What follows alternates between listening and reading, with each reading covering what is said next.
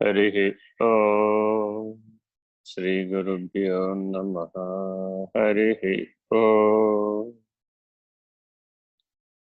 బ్రహ్మానందం పరమ సుఖదం కేవలం జ్ఞానమూర్తిం ద్వంద్వాతీతం గగన సదృశం తత్వమస్యాదిలక్ష్యం ఏకం నిత్యం విమలమచలం సర్వధీ సాక్షిభూతం భావాతీతం త్రిగుణరహితం సద్గురుం తం నమామి. నమో బ్రహ్మాదిభ్యో బ్రహ్మ విద్యా సంపదా కర్తృభ్యో వంశ ఋషిభ్యో మహాభ్యో నమో గురుభ్యః. సర్వోపప్లవరహిత ప్రజ్ఞానఘన ప్రత్యగర్థో బ్రహ్మైవాస్మి.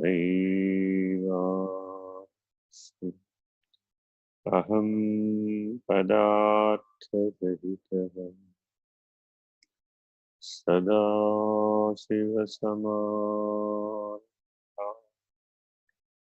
వ్యాసశంకరమధ్యమాః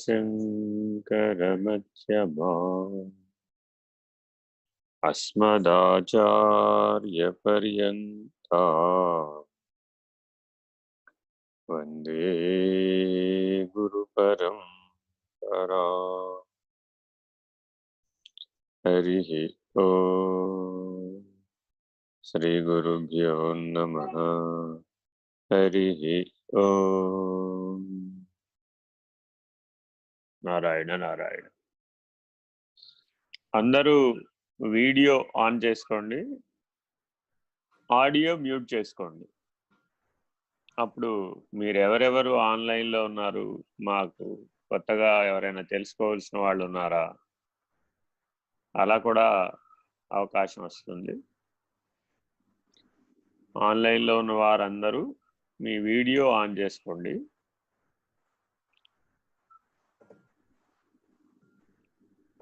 ఆడియో మ్యూట్ చేసుకోండి.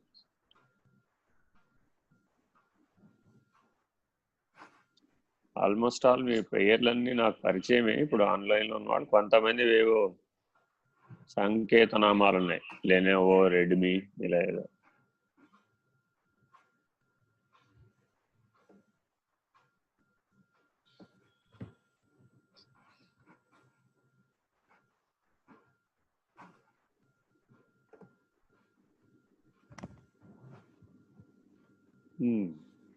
ఇంకా ఎవరో కొంతమంది వాకింగ్ చేస్తూ కూడా వీడియోలో ఉన్నారు. వాకింగ్ తర్వాత చేయండి, పాఠం అయిపోయినా.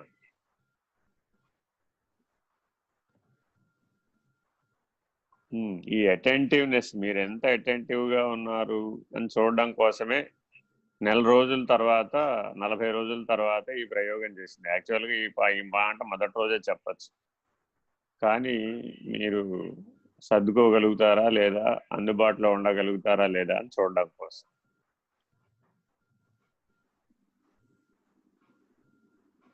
రమాదేవి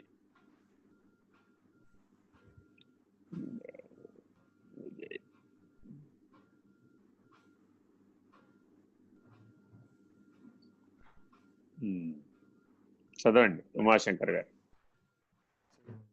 సాయిరామ్ అండి. సాయిరామ్. 19వ శ్లోకం కంటిన్యూ చేస్తున్నామండి నిన్నటి నుండి. ఓకే. వ్యాపృతేషు ఇంద్రియేషు ఆత్మ వ్యాపారీ ఇవ అవివేకినాం దృశ్యతే అభ్రేషు తావత్సు దావన్నివ యదాసిసి.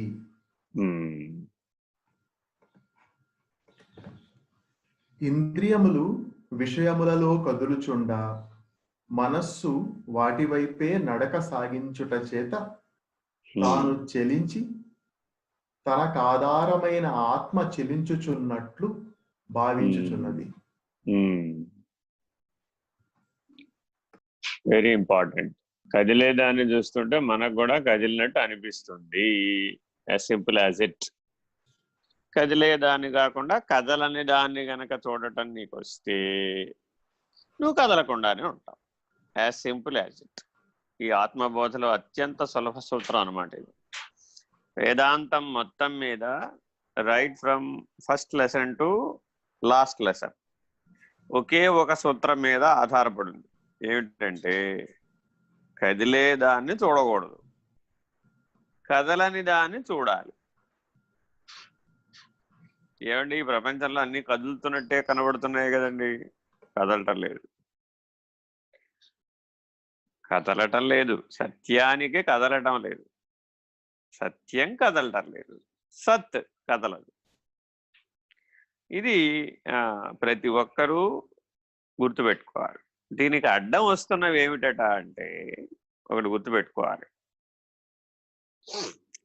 మానవుడు కదిలే దానిని పట్టుకున్నాడు అనుకోండి, అప్పుడు రక్తి భుక్తి ఈ రెండు ఉంటాయి. కదిలే దాన్ని పట్టుకున్నప్పుడు మీలో కదిలేటటువంటి ఆలోచనలన్నీ దేని గురించి ఉంటాయి అంటే రక్తి భుక్తి. దీన్ని ముందు దేంట్లోకి మార్చాలి? మొదటి ప్రథమ పరిణామం భక్తి శక్తి. రక్తి భుక్తి దగ్గర ఉంటాడు మానవుడు ఎప్పుడూ కూడా. ఇక్కడి నుంచి ఎక్కడికి మార్చాలి? భక్తి శక్తి ఇక్కడికి మార్చాలి. ఇక్కడికి మారిస్తే మీలో ఒక గొప్ప పరిణామం వస్తుందన్నమాట. దీనికి అనేక రకాల మార్గాలు చెప్పారు. మీరు భక్తి యోగంలో చిట్ట చివరి 8 శ్లోకాలను పరిశీలిస్తే ఆ అమృతాష్టకంలో పరమాత్మ చక్కగా చెప్పాడు. ఎవరిలో అయితే విజ్ఞానమయ కోశం విశేషంగా వికసించి ఉంటుందో వాళ్ళు యుక్తి చేత పొందవచ్చు. ఇప్పుడు ఇంకో స్టెప్ చెప్తున్నారు, భక్తి శక్తి. ఇంకొక పెట్టు పరిణామం ఏమిటంటే అది యుక్తి ముక్తి. రక్తి భుక్తి దగ్గరేమో కేవలం స్థూల శరీరం, అక్కడ స్థూల శరీర తాదాత్మ్యత బలంగా ఉంటుంది అనమాట. భక్తి శక్తి దగ్గరేమో సూక్ష్మ శరీర తాదాత్మ్యత ఉంటుంది అనమాట. అదే కారణ శరీరంలో ఉన్నటువంటి వాసనామయ దేహాన్ని విచ్ఛిన్నం చేయడానికి యుక్తి కావాలి. వాసనాక్షయానికి ఎప్పుడు యుక్తి కావాలి. నువ్వు ఎలా ఉంటే అది రద్దయిపోతుందో, ఎలా ఉంటే నువ్వు ఎలా జీవిస్తే అది రద్దయిపోతుందో, జ్ఞానాగ్నికి ఇంధనంగా ఎలా ఉపయోగపడుతుందో నీకు తెలియాలి. అది యుక్తి. ఈ యుక్తి ద్వారా ముక్తి. జాగ్రత్తగా ఈ పరిణామం అంతా కదిలేదాని నుంచి కదలని దానికి పరిణామం అనమాట. ఈ 6 మాటలు బాగా గుర్తుపెట్టు. మీ ఆలోచనలు కానీ, మీ మాటలు కానీ, మీ చేతలు కానీ, మీ వ్యవహారం కానీ, సమస్తం మీ కళలు కానీ అన్నీ కూడా దేంతో ముడిపడి ఉంటాయి? ప్రాథమికంగా అయితే రక్తి, లేకపోతే భుక్తి. అంతే. దీంట్లోంచి ఎక్కడికి ఎదగాలట? అనుక్షణం ఏం చేయాలంటే ఇప్పుడు దాన్ని భక్తితో నింపాలి. భక్తి శక్తి ఈ రెండు వస్తాయి అన్నమాట. అప్పుడు ఈ పరిణామం ఎవరికైతే ఈశ్వరానుసంధానం ద్వారా, నిష్కామ కర్మ ద్వారా, సేవాయోగం ద్వారా, కర్మఫల త్యాగం ద్వారా, కర్మత్యాగం ద్వారా రెండూ చేయాలి. జ్ఞాన మార్గ సాధకుడు కర్మఫల త్యాగము చేయాలి, కర్మత్యాగం కూడా చేయాలి. అంటే అర్థం ఏంటి? అనవసరమైన కర్మలు చేయడం మానేయాలి. కనపడ్డాయి కదా అని అన్ని జోల్లో వేసి వెళ్ళిపోకూడదు. కనపడ్డాయి కదా అని అన్ని జోల్లో వేసుకెళ్ళిపోతే ఆ జోలు బరువు మనమే మోయలేక ఎక్కడో చోట ఆగిపోతాం. మనం వెళ్ళవలసింది ఏకంగా కైలాస శిఖరం మీదకి వెళ్ళాలి. కైలాస శిఖరం మీదకి వెళ్ళేవాడు ఇక్కడి నుంచి ఇంటి దగ్గర బయలుదేరిన దగ్గర నుంచి కనబడినవన్నీ ఇది పనికొస్తుంది ఇది పనికొస్తుంది ఇది పనికొస్తుంది అని అన్ని జోల్లో వేసుకెళ్ళాడు అనుకోండి, ఏమైపోతాడు? వీడు అక్కడ దాకా వెళ్ళాడు, ఊరి చివరికి వెళ్ళే లోపలే అలసిపోతాడు.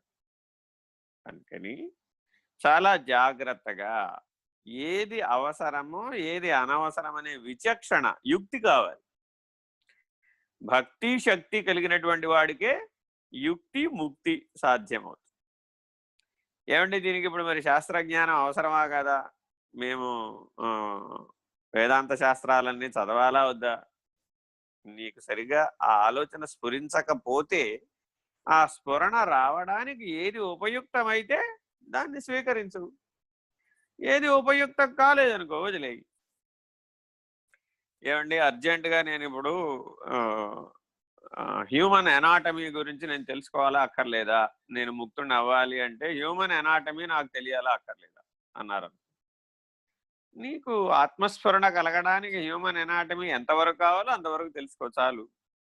పంచకోశ విచారణ చేస్తే సరిపోతుందిగా. లోపలికి వెళ్ళి కిడ్నీ ఫంక్షన్ ఏమిటి, లివర్ ఫంక్షన్ ఏమిటి, స్ప్లీన్ ఫంక్షన్ ఏమిటి, పీనియల్ గ్లాండ్ ఫంక్షన్ ఏమిటి, లేకపోతే పిట్యూటరీ గ్లాండ్ ఫంక్షన్ ఏమిటి, ఎండోక్రైన్ గ్లాండ్ ఫంక్షన్ ఏమిటి, ఇంత లోపలికి వెళ్ళిపోయావు అనుకోండి ఏమైపోతావు? అప్పుడు మహా అయితే ఎంబీబీఎస్ స్టూడెంట్ అవుతావు, ఆత్మజ్ఞాని అవ్వవు. ఇలా మానవుడు ఎక్కడికక్కడ ఏమైపోతూ ఉంటాడంటే మైన్యూట్ పార్టికల్ వరకు అధ్యయనం చేసుకుంటూ వెళ్ళిపోయే కొద్దీ లక్ష్యం మారిపోతుంది అనమాట. ఇది వచ్చిన చిక్కు.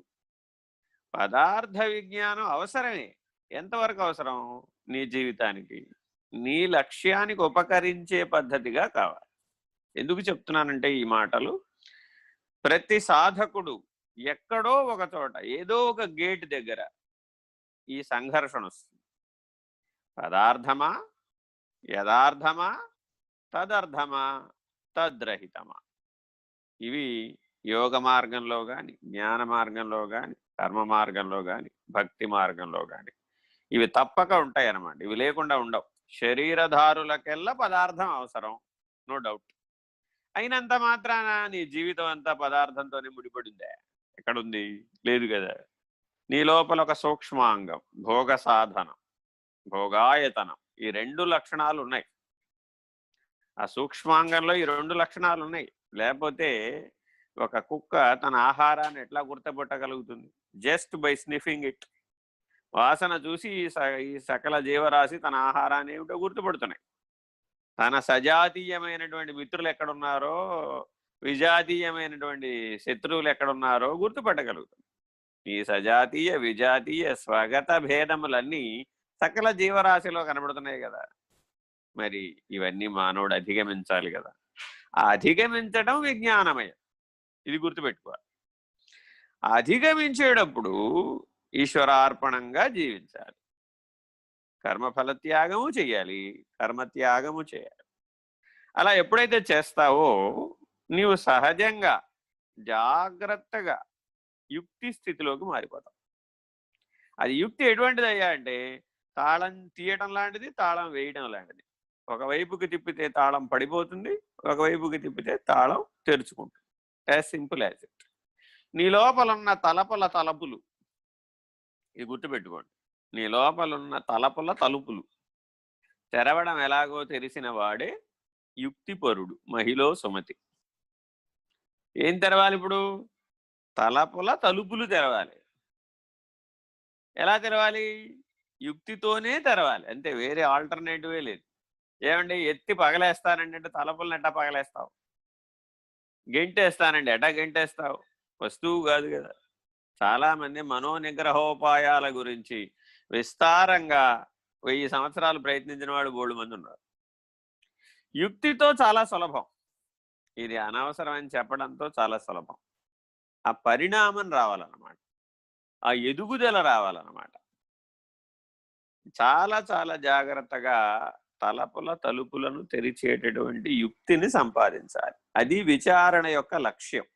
నువ్వు ఏదైనా విచారణ చేస్తున్నావంటే ఆ విచారణ వల్ల నీలో పరిణామం ఏం రావాలయ్యా అంటే నీ తలుపులను తెరిచి నిన్ను నీవు తెలుసుకొని గుర్తించేటటువంటి, నీలో నీవు నిలకడ చెందేటటువంటి, అంతర్ముఖుడవయ్యేటటువంటి నిర్ణయాన్ని విచారణ ద్వారా పొందాలి.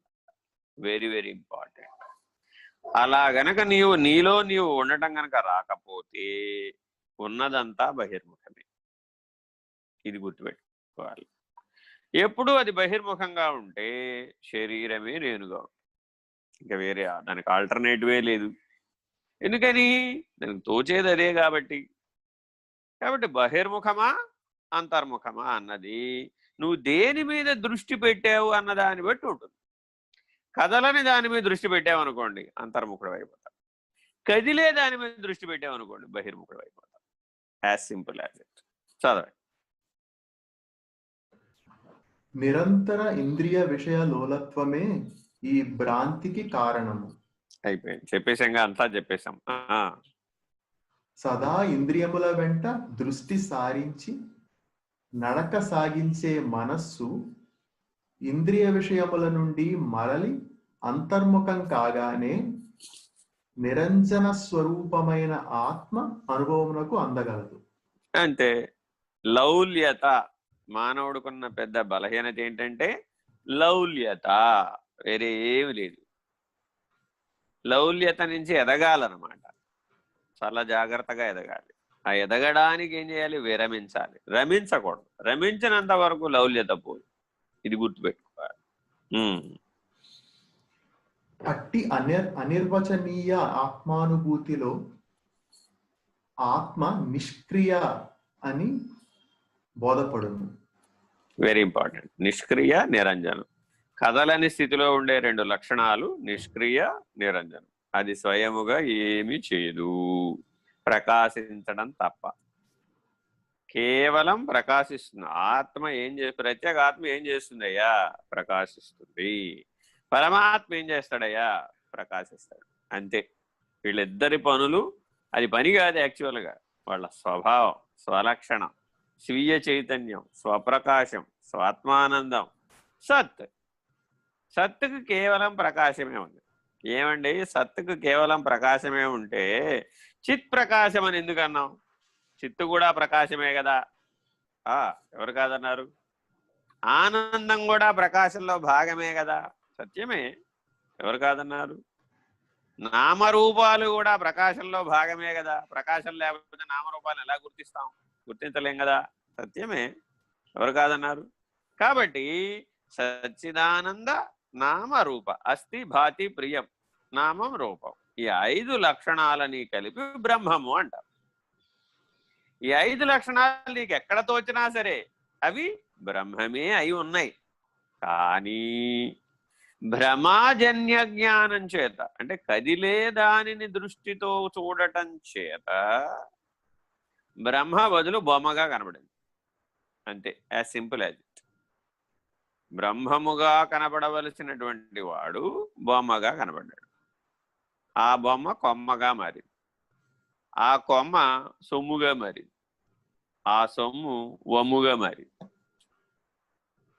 చూసుకోండి ఒకసారి మన జీవితం ఎట్లా జరిగిపోతుందో, ఎట్లా కిందకి జీవభావంలోకి ఎట్లా జారిపోతుంది. అంటే తనకు తెలిసిన బొమ్మలు ఇందులో ఉంటాయండి. ఆ తనకు తెలిసిన బొమ్మలతో పోల్చుకుంటూ ఉంటాడు ప్రతి దాన్ని కూడా. ఆయన ఉద్దేశం ఏమిటంటే ఈశ్వరుడు తాను ఊహించినట్టు ఉండాలి. అంతే, ఆయన ఉన్నట్టుగా ఉండకూడదు. ప్రతి వాడిలో ఉన్నటువంటి పెద్ద చిక్కు ఇదే. ఈశ్వరుడు ఎలా ఉండాలయ్యా? ఆయన ఎట్టా ఊహిస్తాడు అట్టా ఉండాలి. ఆయన 4 చేతులతో ఊహించాడు అనుకోండి, ఆయనకి 4 చేతులు ఉండాలి. ఆయన 18 చేతులతో ఊహించాడు అనుకోండి, 18 చేతులు ఉండాలి. ఆయన మామూలుగా ఉండకూడదు. ప్రకాశంగా అసలు ఊహించడు వీడు.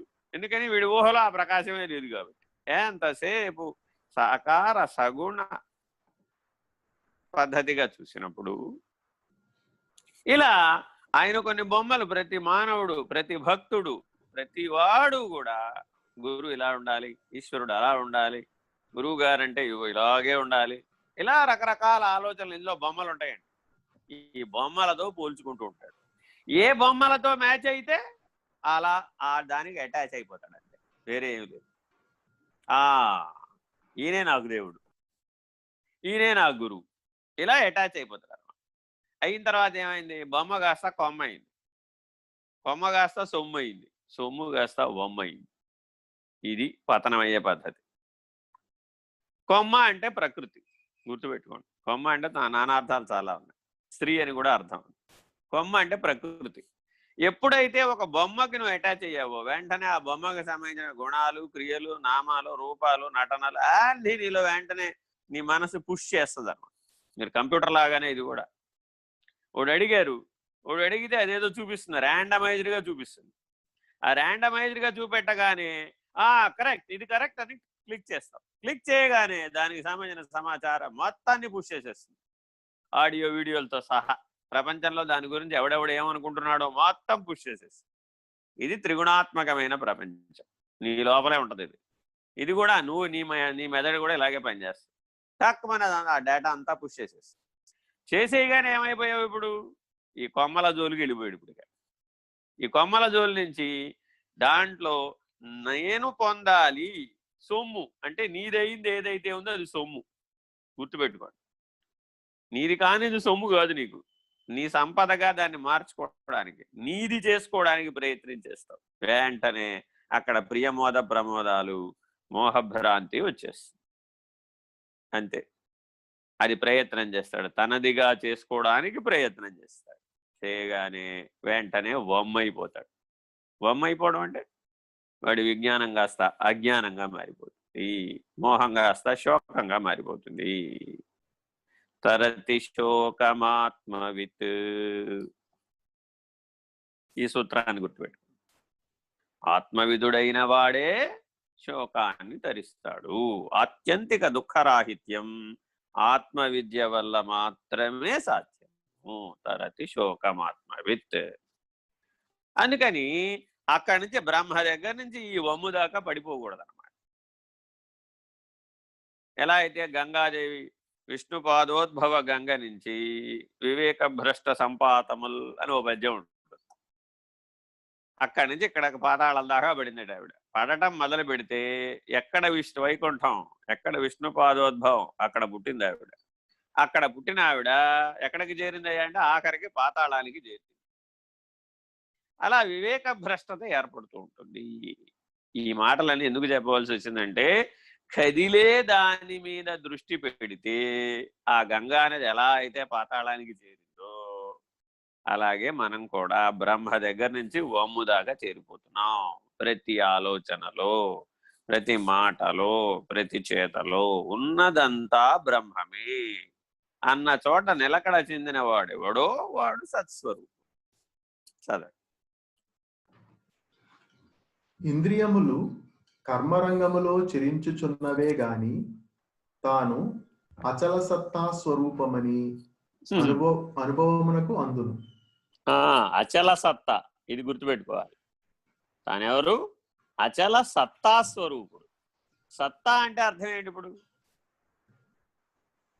ఈ మాట ఇప్పటి వరకు వాడలేదండి. ఈ సత్తా అన్న పదాన్ని ఇప్పుడే వాడారు. 20వ శ్లోకం దగ్గరకు వచ్చేటప్పటికి సత్తా అన్న శబ్దాన్ని వాడుతున్నారు. కారణం ఏమిటి?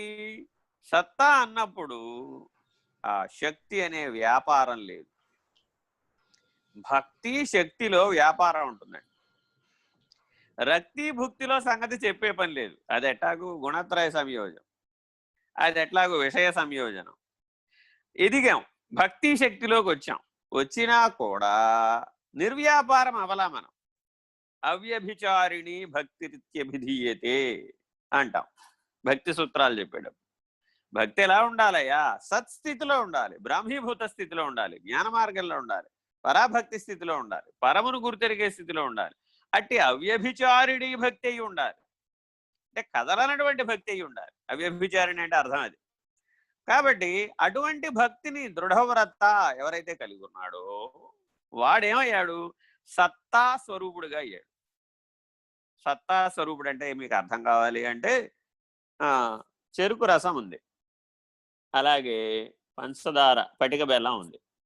పటిక బెల్లం సత్తా, పటిక బెల్లం సత్తా, చెరుకు రసం శక్తి. ఇప్పుడు ఈ చెరుకు రసంతో కాఫీ చేద్దాం అనుకున్నాం అనుకోండి, చేయగలుగుతావా? ఎలా చేస్తావు? Not possible. చెరుకు రసంతో టీ తయారు చేద్దాం అనుకున్నాం అనుకోండి, ఎలా చేస్తావు?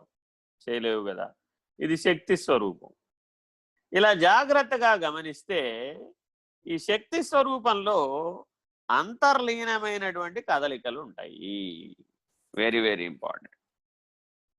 ఆ అంతర్లీనమైనటువంటి కదలికలు ఏవైతే ఉన్నాయో అవన్నీ నీ లోపల రకరకాలైనటువంటి భ్రాంతులను కలిగిస్తాయి, రకరకాలైన ప్రేరణలను మిగులుస్తాయి, రకరకాలైన విత్తనాలను కూడా మిగులుస్తాయి. జాగ్రత్తగా శక్తి నుంచి విరమించాలి.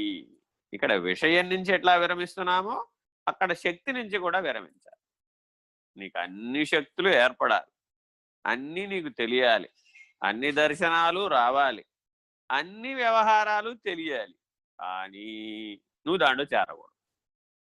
పిల్లవాడు స్కూల్లో నేర్పేవన్నీ నేర్చుకోవాలి, చూపెట్టేవన్నీ చూడాలి, ప్రయోగాలన్నీ చెయ్యాలి, కానీ వివేకాన్ని సంపాదించాలి.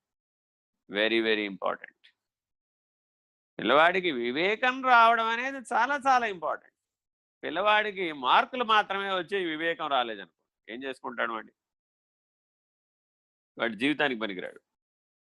పిల్లవాడికి ఆటలు మాత్రమే వచ్చినాయి, మార్కులు రాలేదు, వివేకం రాలేదు, అప్పుడేం చేసుకుంటాం? పోనీ పిల్లవాడికి దుర్గుణాలు మాత్రమే వచ్చినాయి, ఎందుకంటే అవి కూడా ఉంటాయి కదా సమాజంలో, ఆ రకమైన లక్షణాలు కూడా ఉంటాయి, మిగిలినవి ఏమి రాలేదు, అప్పుడేం చేద్దాం? జీవితంలో ప్రపంచంలో సాత్విక రాజసిక తామసిక శక్తులు, సాత్విక రాజసిక తామసిక జగత్తు రెండూ ఉంటాయి ఎప్పుడు కూడా. నువ్వు సాత్విక రాజసిక తామసిక శక్తుల నుంచి విరమించాలి, సాత్విక రాజసిక తామసిక జగత్తు నుంచి విరమించాలి. ఈ రెండూ కదిలేవే. ఈ రెండింటికి ఆధారంగా ఉన్న కథలు అనేది సత్తా, సత్. ఈ విషయమును భగవద్గీత కర్మ సన్యాస యోగములో చక్కగా ధృవీకరించడం జరిగినది. ఈ కర్మ సన్యాస యోగం భగవద్గీతలో సన్యాస యోగాల పేరు మీద చెప్పినది కర్మ సన్యాస యోగం, మోక్ష సన్యాస యోగం. మానవుడు 2 సన్యాసాలు చేయాలి, తప్పక చెయ్యాలి. దేంతో చెయ్యాలి? ముక్తుడు అవ్వాలి అంటే కర్మ సన్యాసం, మోక్ష సన్యాసం. జన్మరాహిత్యం పొందాలంటేనేమో మోక్ష సన్యాసం, ముక్తుడు అవ్వాలంటే కర్మ సన్యాసం. ఈ కర్మ సన్యాస యోగంలో కర్మ బెటరా, కర్మ సన్యాసం బెటరా, చేయడం బెటరా, ఊరకొండం బెటరా అనేటటువంటి చర్చ జరుగుతూ ఉంటుంది. ఊరకుండువాడు ఉత్తమ యోగిరా. It's not so easy. ఊరకుండడం అనేది అంత సులభం కాదండి. ఎక్కడ ఊరకుండాలంటే ఇప్పుడు సత్స్థితిలో ఊరకుండాలి, శక్తి నుంచి విరమించాలి, గుణం నుంచి విరమించాలి, విషయం నుంచి విరమించాలి, జగత్తు నుంచి విరమించాలి, దిగిరాకూడదు.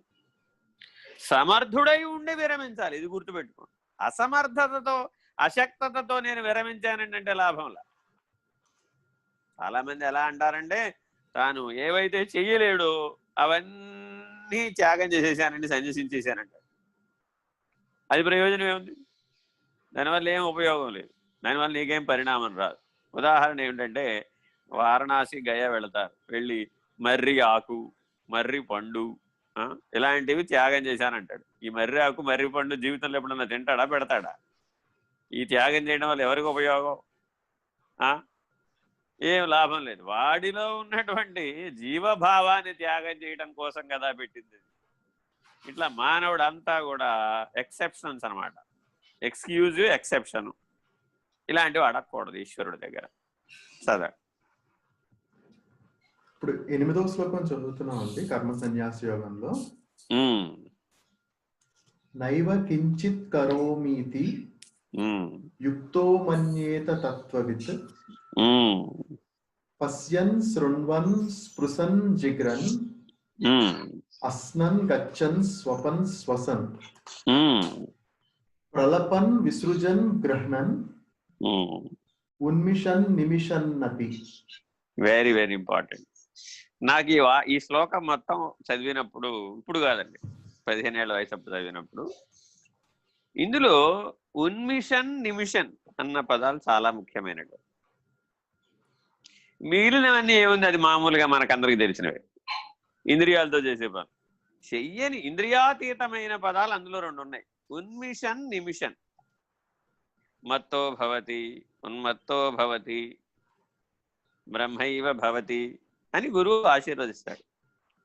ఈ ఆశీర్వదించేటప్పుడు ఉన్మేష నిమిషోత్పన్న విపన్న భువనావళి, అక్కడదనమాట ఆ వాక్యం. ఉన్మేష నిమిషోత్పన్న విపన్న భువనావళి, భువన ఆవళి. చూడండి, అనేక కోటి బ్రహ్మాండాలను నిమిషంలో సృష్టించగలదు, నిమిషంలో లయింపజేయగలదు. ఆ స్థితి యందు నువ్వు ఉన్మత్తుడివై ఉండాలి. ఏ బిందు స్థానం నుంచి ఉన్మేష నిమిషోత్పన్నమై అనేక కోటి బ్రహ్మాండములు ప్రతి రెప్పపాటు యందు ఉత్పత్తి లయములు అవుచూ ఉన్నవో అట్టి బిందు స్థానంలో నువ్వు ఉన్మత్తుడివై ఉండాలి. ఎందుకని? ఆ బిందు స్థానం పరమాత్మ స్థానం. పరమాత్మను తెలుసుకోవాలంటే అక్కడ ఉండాలి. అంతేగాని కింద ఉన్న నవావరణాల్లో ఉండకూడదు, త్రిపురాల్లో ఉండకూడదు. చాలా జాగ్రత్తగా పట్టుకోవాలన్నమాట. దృష్టిని ఎప్పుడు అక్కడ లక్ష్యం చేయాలి. బిందూనాం సర్వదేవతాం ప్రతిష్ఠితం అని పెద్దల వాక్యం. శ్రీ విద్య నిన్ను బిందు స్థానానికి తీసుకెళ్లి వదిలేస్తుంది. విద్యలు రకరకాలు, పరావిద్య అపరావిద్య, ఇట్లా చాలా స్థాయి భేదాలు. ఎన్ని ఉన్నప్పటికీ నీవు చాలా జాగ్రత్తగా పరిణమించి ఎప్పటికైనా నువ్వు ఏ స్థానానికి చేరాలి, ఏ ఉన్మత్త స్థితిలో ఉండాలి అంటే బిందువులో నుంచి కిందకి జారవు. ఎప్పుడు సర్వదా సర్వకాలములను నిద్రపోతున్నా సరే బిందు అందందు కంపించుచుండును అంటుంది దృగ్దీక్ష. ఇది బాగా గుర్తుపెట్టుకోండి. ఈ మాటలు యోగిరామ్ బలరామకృష్ణయ్య గారు 1996లో చెప్పినటువంటి మొదటి ఉపదేశం. నాకు బిందు అందందు కంపించుచుండును. ఆయన ఎప్పుడు ఉపదేశాలు చెప్పినా అర్ధరాత్రి 12:30 1 గంటకే చెప్తారు, తురీయ సంధ్యకే చెప్తారు. మామూలు పగలు రాత్రి మధ్యలో చెప్పరు. ఆ ఉపదేశం అంటే ఏదో ముసుగేసి చెవిలో చెప్పే ఉపదేశం కాదు ఇది. ఇట్లా అట అవద పని. బిందు అందందు బిందు మధ్యంలో ఉన్నటువంటి వాడికి బిందు ఎట్లా కంపిస్తుందో తెలుస్తుంది. ఆ కంపించే బిందువుని నిలకడ చెందించగలిగినటువంటి వాడు అచల సిద్ధాంతానికి, జన్మరాహిత్యానికి పనికొస్తాడు. చూడండి, ఇది దృగ్దీక్ష యొక్క లక్ష్యం. ఆ కంపించే బిందువుని పట్టగలగాలి. ఇది సత్తా అంటే. బిందువు శక్తి, అందులో శక్తి విస్ఫోటనం జరిగినప్పుడు నవావరణాలు వ్యక్తమైనవి, విశ్వం వ్యక్తమైంది, సృష్టి వ్యక్తమైంది. ఏదన్నా చెప్పుకోయిక అంతా వెళ్ళి మళ్ళా బిందువులోకి చేరిపోతుంది. అలాగే జ్ఞాని అంటే ఎప్పుడు చెప్తామయ్యా అంటే ఈ కంపించే బిందు శక్తి అయితే కంపించకుండా నిలపగలిగిన వాడు ఎవడైతే ఉన్నాడో వాడు జ్ఞాని.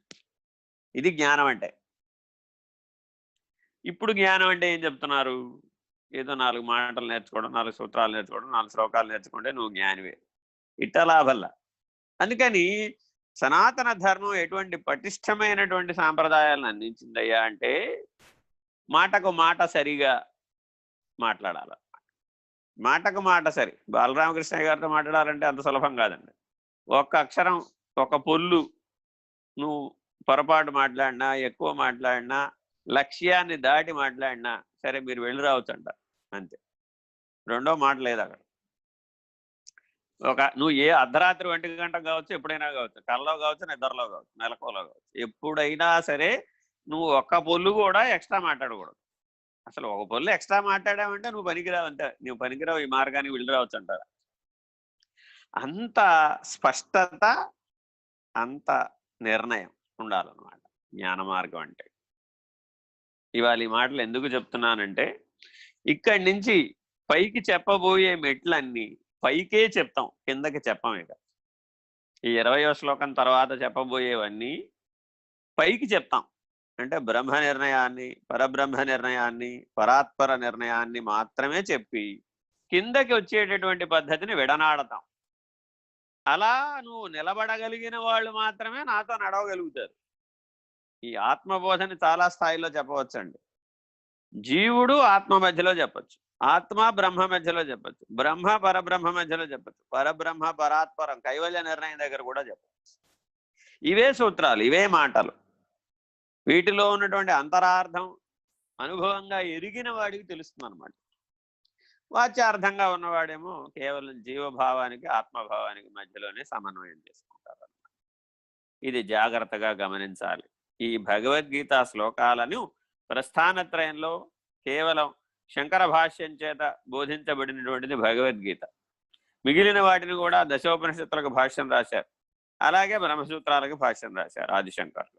శంకర భగవత్పాదులు శంకర భాష్యం భగవద్గీతకు చేసేటప్పుడే చెప్పారు ఏమని, ఈ భగవద్గీతని మిగిలిన 2 చదివిన తర్వాత చదవమన్నారు. అంటే అర్థం ఏంటి, దశోపనిషత్తులు చదివి బ్రహ్మసూత్ర భాష్యం చదివి అప్పుడు భగవద్గీత భాష్యం కనుక చదివితే నీకు ఈ భగవద్గీతను ఎక్కడికి అన్వయం చేయాలో తెలుస్తుంది. అవి చదవలేదనుకోండి, అవి చదవకుండా భగవద్గీత చదివామనుకోండి, అప్పుడు ఏదో అర్జునుడు యుద్ధం చేయడం కోసం తయారు చేశాడు అనుకుంటాడు అన్నమాట. కర్మకి సంసిద్ధం చేశాడని, ప్రేరేపించాడని, యుద్ధానికి ప్రేరేపించాడనేటటువంటి భ్రాంతిగతమైన ఉపదేశంగా కనబడుతుంది.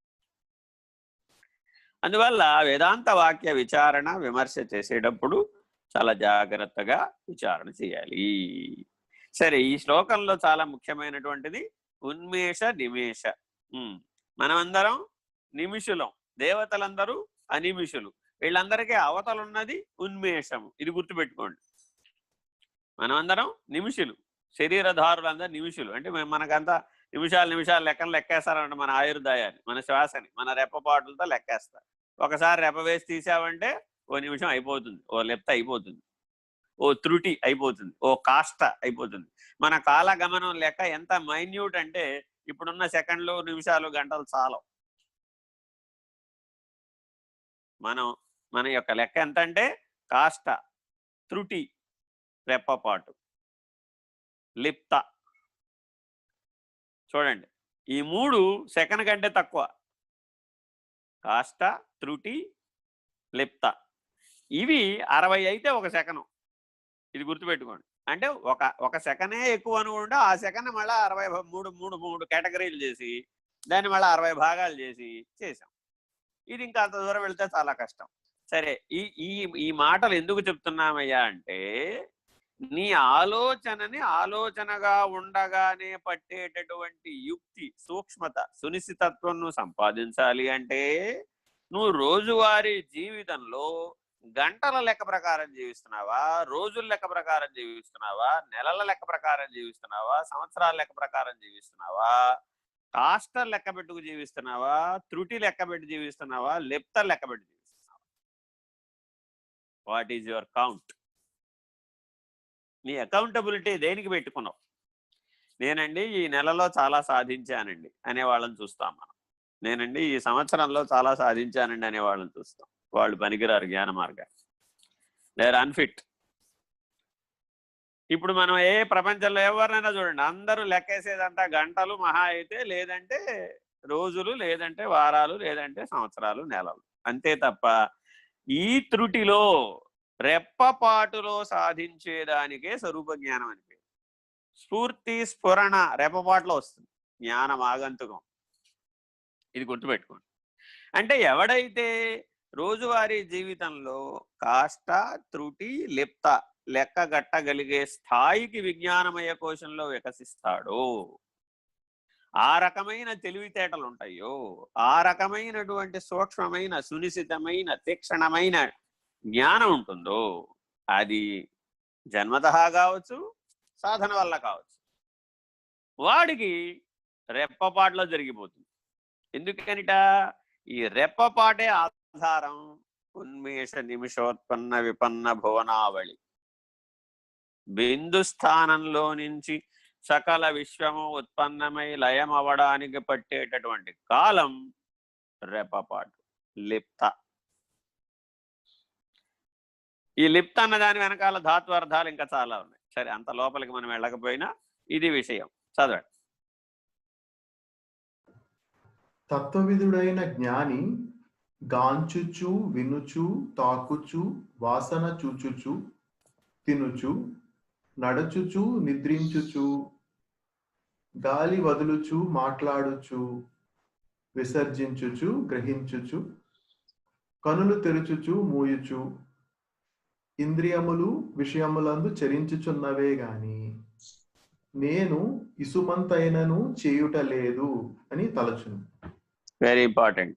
తత్వవిదుడు, ఆత్మవిదుడు, బ్రహ్మవిదుడు, విత్ అన్న ధాతువుతోటి ఇవి కలిసినాయండి. నీవు తత్వవిదుడవు అయితే ఇప్పుడు అందరు నన్ను అంటూ ఉంటారనమాట, ఏమండి మీరంతా ఎప్పుడు బహిర్ముఖంగానే కనపడుతున్నారు కదండి, నేను పొద్దున్నే సాయంత్రం దాకా మన వాళ్ళందరూ పెట్టే మీటింగ్లన్నింటిలో పాల్గొంటూ ఉంటా, వింటూ ఉంటా, చూస్తూ ఉంటా, గమనిస్తూ ఉంటా, సలహాలు ఇస్తూ ఉంటా, పొద్దు నుంచి రాత్రి దాకా ఇదే పని. మధ్య మధ్యలో మన టీం సత్సంగ్ వాళ్ళు పెడతారు మీటింగ్లు, కాన్ఫరెన్స్ కాల్స్ పెడతారు, రకరకాల. నాకు ఒక రోజుగా ఒక 500 నుంచి 1000 మెసేజ్లు అందరూ పంపిస్తూ ఉంటారు. ఇవన్నీ చదువుతూ, వీళ్ళందరికీ ఆన్సర్ ఇస్తూ, వీళ్ళందరికీ సలహా చెప్తూ, సహాయం చేస్తూ, ఇవన్నీ పనులు చేస్తూనే ఉంటా. మా శ్రీమతి గారు అంటుంటారు అన్నమాట, ఏమయ్యా నువ్వు అసలు నీలో అంతర్ముఖం ఎక్కడా నాకు కనపడలేదు, అంతా నువ్వు బహిర్ముఖంగానే కనపడ. నాకు చెకింగ్ సర్టిఫికేట్ ISI స్టాండర్డ్ ఆవిడ అనమాట. సో అప్పుడు ఆవిడ ఇప్పుడు ఇక్కడ ఏం చెప్తున్నాడు, అందుకని ఆత్మవిదుడు, తత్వవిదుడు దృష్టి ఎక్కడ పెట్టాడు ఇప్పుడు? ఉన్మేష నిమిషోత్పన్న విపన్న భువనావళి బిందు మధ్యంలో పెట్టాడు. బిందు మధ్యలో ఉన్న పరమాత్మ మీద పెట్టాడు. పరమాత్మ మధ్యంలో ఉన్న పరతత్వం మీద పెట్టాడు. పరతత్వ మధ్యంలో ఉన్న పరబాహ్యం మీద పెట్టాడు. చూడండి ఎంత లోపలికి ఉందో అది. అంత లోపలికి దృష్టి కలిగినటువంటి వాడు, అక్కడ ఉన్నటువంటి వాడు ఇప్పుడు పశ్యన్, జిఘ్రన్, శృణ్వన్, విసర్జన్ ఇవన్నీ చేశాడంటావా, చేయలేదంటావా అన్నావు అనుకోండి, వాడు చేశాడనాలా, చేసి చేయలేదనాలా? విని వినలేదు, కని కనలేదు, తెలిసి చేయలేదు, అంటే దిగి వచ్చి చేయలేదు. ముత్తాత మునిమనవాడితో బొంగరం ఆడాడండి, అయితే మునిమనవాడు అవుతాడా? అవడు కదా. అలాగే పరమాత్మ జగత్ అనే క్రీడ ఆడాడు. ఆడితే జగత్ అయ్యాడా? అవలేదు. ఆత్మ సకల సృష్టికి ఆధారంగా ఉంది. సూర్యుడు సర్వప్రకాశమానమై, స్వీయ ప్రకాశమానమై, స్వయం ప్రకాశమానమై సకల సృష్టికి ఆధారంగా ఉన్నాడు. ఉంటే ఇప్పుడు మీ ఇంటి ముందున్న గడ్డి మొక్క సూర్యుడు ఒకటేనండి అంటే? అందుకే ఈశ్వర పూజకి తుమ్మి పూలు కావాలి. ఇందులో సంకేతార్థం ఉందండి. ఈ విషయం చెప్పదలుచుకుని ఈ మాట చెప్తున్నా. ఈశ్వర పూజ రాబోయే రోజుల్లో కార్తీక మాసం వస్తుంది. మీరు ఎన్ని పూలు పట్టుకెళ్ళినా శివుడు సంతోషించడయా, తుమ్మి పూలు పట్టుకెళ్ళాలట. అసలు ఈ తుమ్మి పూలు కొయ్యడానికి రావు, కొయ్యబోతే అవి చిరిగిపోతాయి. ఎంత సూక్ష్మంగా ఉంటాయి అన్నమాట. ఆ తుమ్మి పూలు జాగ్రత్తగా కోస్తే, నిజానికి తుమ్మి పూలు అసలు ఎవరికి తెలియనే తెలియదు, గడ్డి పూలు లాగా ఉంటాయి, అంత రోడ్డు పక్కన ఎక్కడ పడితే అక్కడ ఉంటాయి. ఆ తుమ్మి పూలు జాగ్రత్తగా కోసి ఆ తుమ్మి పూలతో శివుడికి అర్చన చేయాలట. అంటే అర్థం ఏమిటి? నీ తెలివితేటలు ఎక్కడికి ఎదగాలి? తుమ్మి పువ్వులో ఈశ్వరుణ్ణి చూడాలి. తుమ్మి పువ్వులు పట్టుకెళ్ళి ఈశ్వరుడి మీద వేయటం కాదు, తుమ్మి పువ్వులో ఈశ్వరుణ్ణి చూడాలి. ఆ స్థాయిలో నువ్వు ఎదగాలి. సర్వాధారమై ఉన్నటువంటి సూర్యప్రకాశం తుమ్మి పువ్వు కూడా సమానమే. నీకెంత సమానమో తుమ్మి పువ్వు కూడా అంతే సమానం. నీ స్వాత్మ జ్ఞానం అలా ఉంది. నువ్వు చేసే రోజువారీ పనులు ఉంటాయే, అవన్నీ తుమ్మి పువ్వుతో సమానం. ఏదో నేనేదో ఇది విమానం ఎక్కి అమెరికా వెళ్ళానండి, ఏదో భూప్రదక్షిణం చేశానండి, లేదంటే ఇంకేదో చేశానండి అని విశేషణాలు నీ జీవితంలో నీ గురించి నువ్వేమైనా చెప్పుకోవయ్యా అంటే మనం ఈశ్వరుడి దగ్గర చెప్పుకునేవన్నీ ఈ తుమ్మి పూలతో సమానం. నేనండి మా అబ్బాయిలను బాగా చదివించానండి, అమెరికా పంపించానండి, కోటీశ్వరులు అయిపోయారండి, అక్కడ బిల్డింగ్ల మీద బిల్డింగ్లు కట్టేశారండి, బోల్డ్ పెద్ద సామ్రాజ్యాన్నే సంపాదించేశారండి, అఖండ భూమండలానికి మా పిల్లాడే అధిపతి అండి, లేదండి నేనే అధిపతినండి.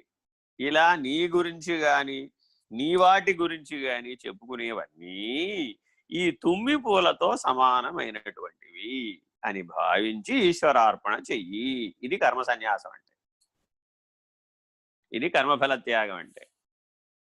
ఈ శ్లోకంలో చెప్తున్నటువంటి కర్మ సన్యాసం, కర్మఫల త్యాగం రెండు ఇమిడి ఉన్నాయి ఇందులో.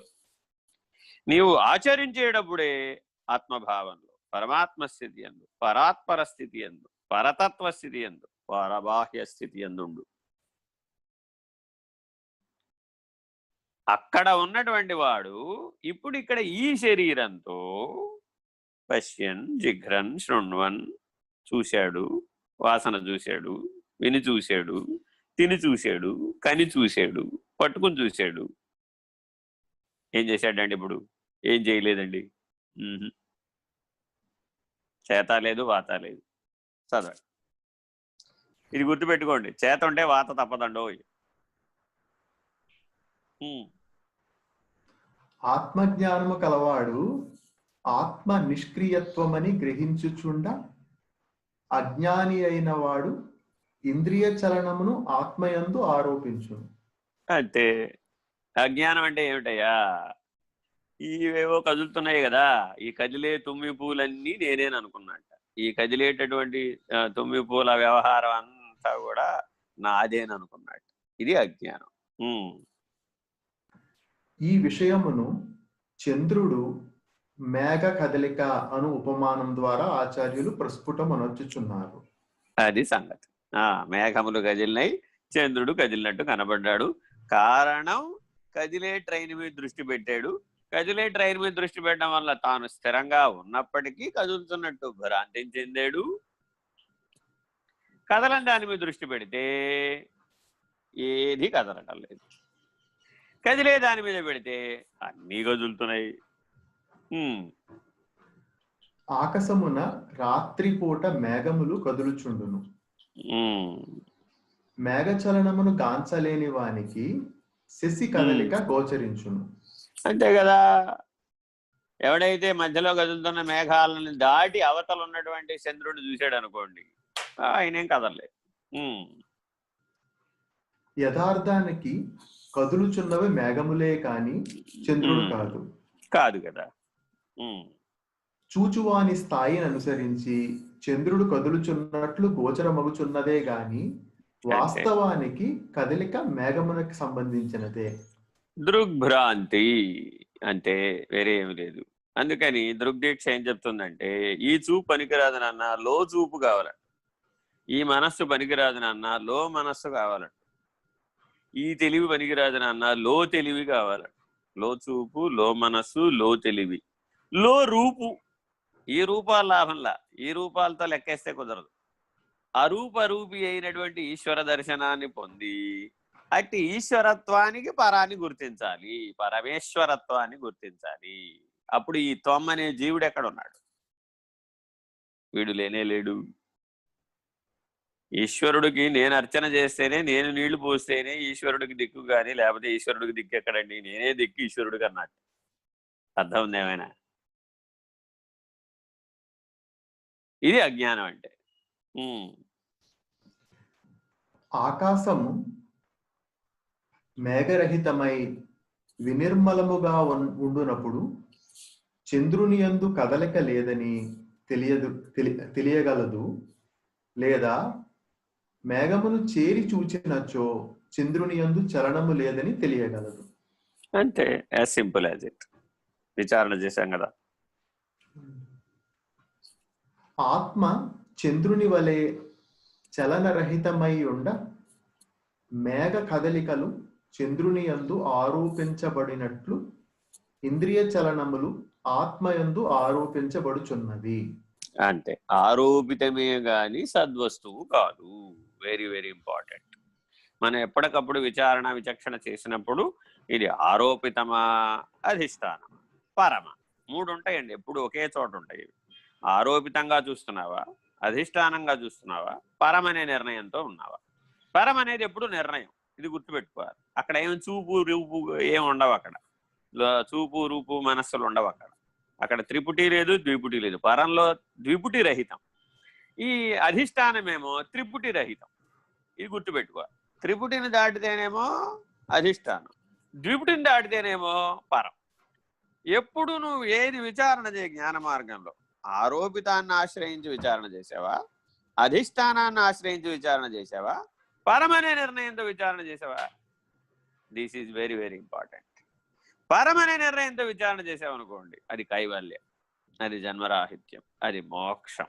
చిట్ట చివర చెప్పినటువంటి మోక్ష సన్యాస యోగంలో ఈ పరం యొక్క నిర్ణయం. ముందు చెప్పినటువంటి జ్ఞాన షట్కం, ఆ 5 మార్గ 5 యోగాలలో ఈ అతీత నిర్ణయం అంతా ఉంటుంది, ఈ అధిష్టాన నిర్ణయం అంతా ఉంటుంది. అక్షర పరబ్రహ్మ యోగం నుంచి అధిష్టాన నిర్ణయం అంతా ఉంటుంది. దానికంటే ముందు ఆరోపితాన్ని నిరసించేటటువంటి కర్మషట్కం, భక్తి షట్కం అంతా ఉంటుంది. ఇది భగవద్గీతను అధ్యయనం చేసేటప్పుడు గుర్తుపెట్టుకోవాలి. అక్కడ బలపరుస్తున్నాడన్న దృష్టితో చూడకూడదు. ఆయన కర్మనే బలపరిచాడు కదండి కర్మయోగంలో అంటాడు. తప్పు కదయ్యా, కర్మను ఎక్కడ బలపరిచాడు? దృష్టి లోపం. అట్లా బలపరచలేదు. పరమాత్మ బోధించేటప్పుడు చక్కగానే బోధించాడు. అందుకే సాంఖ్య యోగాన్ని సరిగ్గా చదవటం రాని వాళ్ళకి మిగిలిన యోగాలన్నీ పీస్ మీలుగా చదువుతారనమాట. అక్కడో వాక్యం, అక్కడో వాక్యం, అక్కడో శ్లోకం చదివేటప్పటికి ఆ సూత్రబద్ధత తెలియదు అనమాట. తెలియకపోయేటప్పటికి ఏ లక్ష్యంతో చెప్పాడనే నిర్ణయం పక్కకు పోతుంది. కర్మణ్యేవ అధికారస్తే మా ఫలేషు కదాచన మా కర్మఫల హేతుర్భూమాతే సంగోచ కర్మణి అన్నాడు కదండి.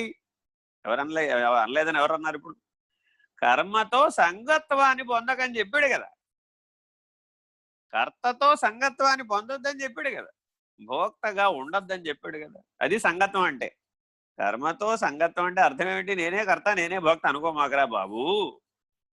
సకల సృష్టికర్త అయినటువంటి ఈశ్వరుడు కదా, అనంత విశ్వానికి ఆధారంగా ఉన్న పరమాత్మ కదా, పరబ్రహ్మము కదా, పరాత్పరము కదా, అది కదా సత్. ఆ దాన్ని దృష్టిలో పెట్టుకుని ఈ పని చెయ్యి. నీ పిల్లవాడిని పెంచావు, నీ పిల్లవాడిని పెంచలేదమ్మా, బాలగోపాలుడిని పెంచావు. అమ్మవారు మీ అమ్మాయిని పెంచావు, మీ అమ్మాయిని పెంచరా, బాలా త్రిపుర సుందరిని పెంచావు. ఇలా భావన చెయ్యి. అంతేగాని మా అమ్మాయిని పెంచానండి, మా అమ్మాయిని అమెరికా పంపించానండి. నీ గోలపాడు కానీ అమెరికా కాకపోతే ఆఫ్రికా పంపించు, అంతా భూమండలం ఓటే కదా, ఏముంది అక్కడ? దాని గురించి పెద్దగా బుర్ర బదల కొట్టుకుని మనం విశేషంగా ఆలోచించాల్సినంత పని లేదు. ఇలాగా కర్మ సంగత్వాన్ని పొందకూడదు. ఇది వచ్చింది చిక్కు. ఇందులోకి వచ్చేసేపటికి ఏమైపోయావు? భ్రమాజన్య జ్ఞానం వచ్చేసి భ్రమ కాస్తా పోయి భ్రమ వీటిని బాగా గుర్తుపెట్టు. చదువు. ఇప్పటితో 19వ శ్లోకం పూర్తయిందండి. 20వ శ్లోకం చదవమంటారా? రేపు. ఇప్పుడు సమయం అయిపోయింది కదా, తర్వాత బాలాలందరూ వెయిట్ చేస్తుంటారు. హరి ఓం శ్రీ గురుభ్యో నమః. హరి ఓం. పూర్ణమద పూర్ణమిదం పూర్ణాత్ పూర్ణముదచ్యతే పూర్ణస్య పూర్ణమాదాయ పూర్ణమేవావశిష్యతే. ఓం తత్సత్.